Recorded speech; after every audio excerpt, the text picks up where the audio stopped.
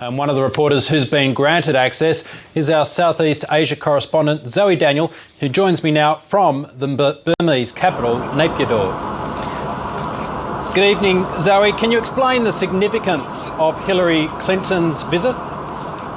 Nick, it's obviously very significant. It's the first time in 50 years that a US Secretary of State has visited Burma, and you might be able to see the United States jet behind me. Hillary Clinton has in fact just landed as you were coming to me, and will soon be actually walking onto Burmese soil into Naypyidaw to meet the President, various officials, and then to go to Rangoon to meet Aung San Suu Kyi.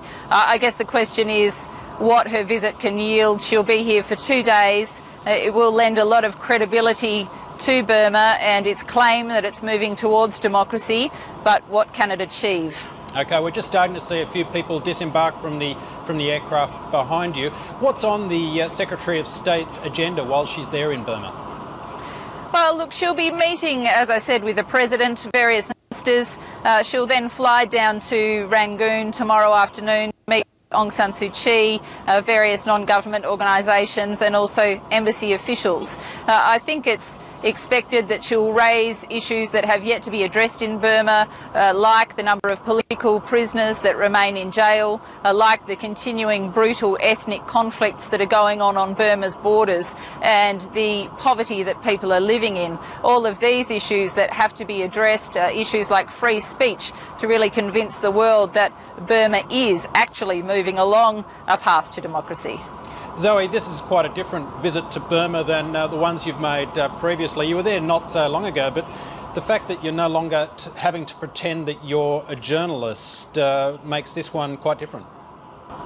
Oh, look, it's been utterly liberating for us to be able to walk out onto the streets of Rangoon, to film openly, to openly talk to people, to ask them what's changing in their country, what needs to change, to bring proper camera equipment, to be able to move around freely without the subterfuge. I mean, clearly the previous trips that I've done have been extremely difficult. Our cameraman's been banned from Burma for 8 years and has only now finally been granted a visa. So yes, this time we've worked completely differently. I would say, though, that the average person on the street's still very cautious. Freedom of speech here is still limited, and there's still the risk of being put in jail for saying the wrong thing.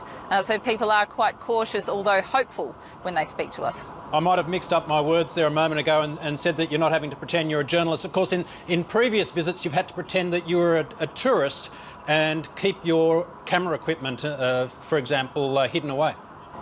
Absolutely, and on previous trips, in fact for many years, for many ABC journalists, not just myself, we've had to work in here with small tourist-like cameras, with very limited equipment, without computers, and then take our material back out of the country in order to file it. On this trip we've brought all our equipment with us, which enables me to talk to you in the way that I am today, in this amazing situation with Hillary Clinton just landed in the administrative capital, Naypyidaw, and us broadcasting it to you live, something that I wouldn't have thought would happen in my wildest dreams when I was here 6 months ago or 12 months ago. That's how quickly the situation has changed. What other evidence is there of a genuine opening up of Burma to the outside world?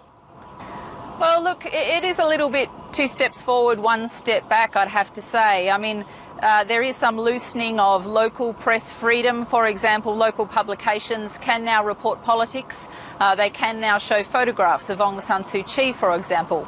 We were told yesterday by a magazine editor that the censorship board may be abolished completely, which would be a huge step forward for Burma, and that may happen next year. But at the same time, we know that one journalist in particular who was jailed last year has recently had his sentence extended. So those things are still going on, and I think these are the things that Hillary Clinton will be raising, and they're also the issues that Aung San Suu Kyi has been raising repeatedly since she was released from house arrest almost exactly a year ago. And what do ordinary Burmese have to say when they encounter you there, Zoe? And has that changed now that you're there openly as a journalist, as an international journalist?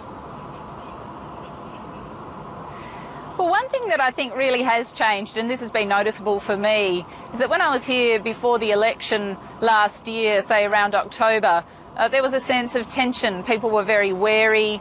We had to be very careful, clearly. And there was a sense of, oh, the election won't change anything for us, even though there was a promise that there was a move afoot to go from military to civilian government. When I was here 6 months ago, the situation seemed a little bit easier. The authorities didn't seem to be monitoring us so much. We were able to meet with Aung San Suu Kyi. And this time, people, while they're still cautious and they don't really want to talk politics, there is a sense of optimism. People are smiling at us, saying, well, we're still very poor, we need higher incomes, we need a better life, but we have hope. And that's a real change. That's a real change that I've noticed in the last 12 months. And can we gauge at this point to what extent Burma's new civilian rulers are genuinely more progressive, or is there perhaps just a recognition on everyone's part that Burma couldn't go on the way it was?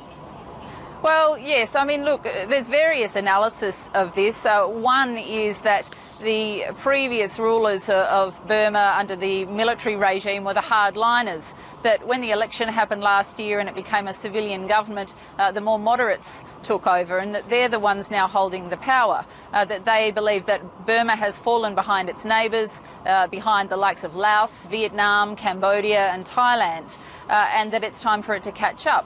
They also want a slice of investment from organisations like the World Bank and the Asian Development Bank, and foreign investment from foreign companies that won't invest here because of sanctions.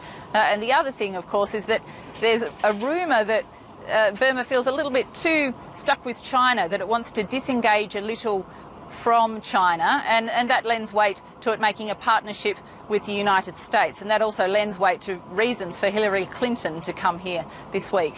OK. Zoe, we are seeing a bit of movement there on the gangway there attached to the aircraft. Can you turn perhaps and just let us know whether Hillary Clinton has emerged from the aircraft as yet? I'm told she might have come down. Yes, I think she's just at the bottom of the stairway there. She's probably blocked by all of the journalists that you can see, but that's a happy sight, as we've been discussing, that all those journalists are actually allowed to be there.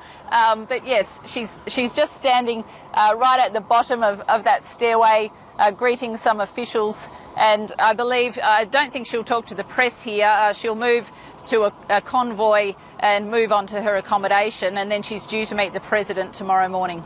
OK, Zoe Daniel, we'll leave it there. Thanks very much for joining us.